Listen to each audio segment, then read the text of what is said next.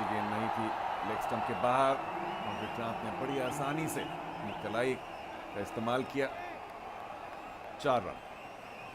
यह बहुत ज़रूरी है कि आप सही लंबाई पे सही दिशा पे गेंदबाजी करें वरुण बडोला, क्योंकि थोड़ा भी दिशा से भटकेंगे। विक्रांत ऐसे बल्लेबाज हैं जो कि हावी हो सकते हैं, और वही किया उन्होंने। कलाइयों का अच्छा प्रयोग देखा कि अब फाइनल का खिलाड़ी सर्कल में है बॉबी डियोल, तो अब गैप में खेला और 4 रन अर्जित करते हुए। विक्रांत को खामोश रखना इतना आसान नहीं किसी भी गेंदबाज के लिए।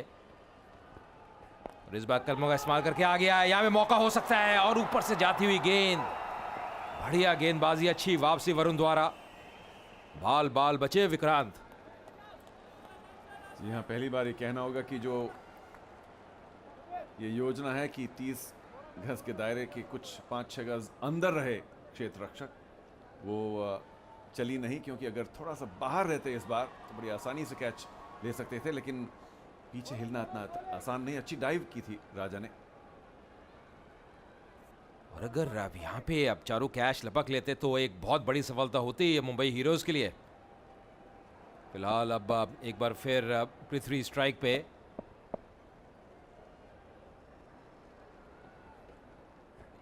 बढ़िया गेंद, अच्छी मूवमेंट प्रदान होती हुई वरुण बडोला को। चकमा दिया बल्लेबाज को, ज्यादा समझ नहीं पाए थे, पढ़ नहीं पाए थे पृथ्वी। टप्पा खाने के बाद अच्छी तरह से बाहर निकलते हुए गेंद वरुण बडोला की। मुझे लगता है कि यह दबाव इस वक्त थोड़ा सा और बढ़ा लेना चाहिए, अगर 1-2 और खिलाड़ी अंदर आ जाएं, पृथ्वी के लिए खासतौर से, विक्रांत के लिए नहीं। शायद स्लिप। इस बार बहुत ही बढ़िया एफर्ट, कभी भी आसान रहता नहीं। फॉलो थ्रू पे लपकते हुए उस गेंद को रोका।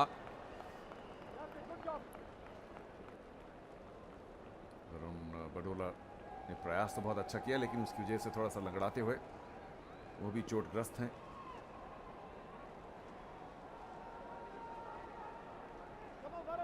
मुंबई हीरोज आज अजय जिस जोश के साथ खेल रहे हैं, कुछ एक अलग ही अंदाज है। एक तो जो उन्होंने 171 रन बनाए, उसके बाद जिस तरह से उसका डिफेंस कर रहे हैं। बिल्कुल सही कहा चारू आपने, और कहीं ना कहीं वो संघर्ष कर रहे हैं। वो जानते हैं कि ये मुकाबला उनके लिए जीतना बहुत ज़रूरी है, ये उनकी होम ग्राउंड है। विकेट ज़रूर अनुकूल है बल्लेबाजी के लिए, पर अब क्योंकि अब दूधिया रोशनी में नहाया हुए स्टेडियम है, बहुत ही बढ़िया वातावरण है, तो अब गेंद थोड़ी सीम भी होगी, मूव भी करेगी। और वरुण बडोला की खासकर अगर बात करें चारों, तो अब जो रिलीज है उनका वो काफ़ी बढ़िया रहता है, जो सीम पोजीशन है। स्लिप रखना बहुत जरूरी। एक बार फिर लेन मिस। 5 ओवर के बाद 38 पे 1।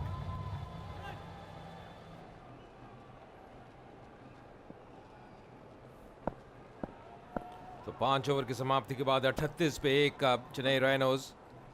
विक्रांत स्ट्राइक पे एक बार फिर अच्छी स्ट्रोक और सीधा फील्डर के हाथ में। 29 पे पहुंच चुके हैं विक्रांत। पृथ्वी को ज़्यादा स्ट्राइक अभी तक मिली नहीं है। 5 पे पृथ्वी, और इस साधारी की बात करें अब 34 रनों की हो चुकी है इस जोड़ी के बीच। यहाँ से 89 गेंदों में अब 134 रन चाहिए मुकाबला जीतने के लिए राइनर्स को। तो सही है, अब रास्ते पे ज़रूर है, पर अब जैसे हम पहले भी चर्चा कर रहे थे, विक्रांत की एक महत्वपूर्ण विकेट रहेगी यहाँ पे मुंबई हीरोज के लिए।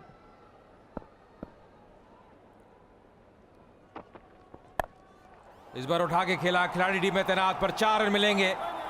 बहुत ही जबरदस्त प्लेसमेंट कहना होगा विक्रांत द्वारा, और मात्र गेंद को दिशा प्रदान करते हुए।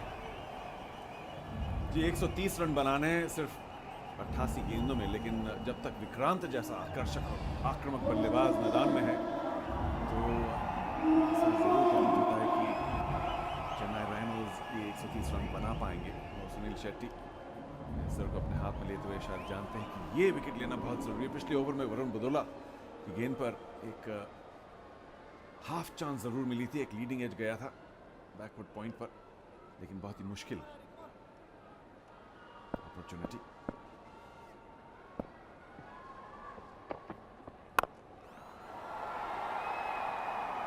और लगभग उसी दिशा में एक बार फिर खेलते हुए यहाँ पे आदित्य को एक चीज़ जो करनी होगी कि ज़्यादा रूम नहीं देना होगा बल्लेबाज को, और जब भी आप रूम देंगे, क्योंकि विकेट पे अच्छा उछाल है, उसका फ़ायदा, उसका लाभ बल्लेबाज ज़रूर उठाएगा, तो जितनी विकेट टू विकेट गेंदबाजी करेंगे उतना बेहतर रहेगा। फील्ड रिस्ट्रिक्शंस का ये आखिरी ओवर है और मुंबई हीरोज़ के लिए बहुत महत्वपूर्ण कि पृथ्वी को जितना हो सके स्ट्राइक पर रखें और विक्रांत को नॉन स्ट्राइकर पर। सीधे बल्ले से खेलते हुए पृथ्वी अब दौड़ लिए थे, बहुत ही बढ़िया प्रयास मिड ऑफ क्षेत्र से। शायद पृथ्वी भी ये बात जानते हैं कि जितना जल्दी हो सके एक रन लेके विक्रांत को स्ट्राइक दें। अच्छा खेला उन्होंने, सीधे बल्ले से। और चारों अपना जो रोल है उसको बहुत बढ़िया बखूबी अंदाज से निभा रहे हैं पृथ्वी, क्योंकि जानते हैं विक्रांत जैसा बल्लेबाज दूसरी तरफ है जो कि आक्रामक शैली में बल्लेबाजी कर सकता है, सारे ही स्ट्रोक्स है उनके पास, तो उनको मात्र स्ट्राइक रोटेट करनी है, खड़े रहना है, बने रहना है क्रीज पे। और ये जो साझेदारी है ये पनप रही है अब चेन्नई राइनोज के लिए। कट करने का प्रयास, बीट किया, वाइड का इशारा एम्पायर का।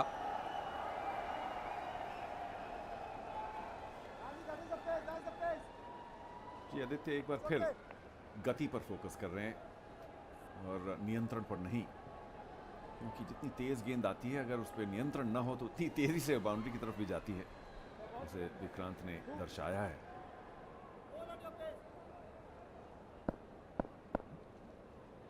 एक खिलाड़ी डीप पॉइंट पे, थर्ड मैन आदित्य के लिए, और बहुत सूझबूझ के साथ बल्लेबाजी कर रहे हैं विक्रांत।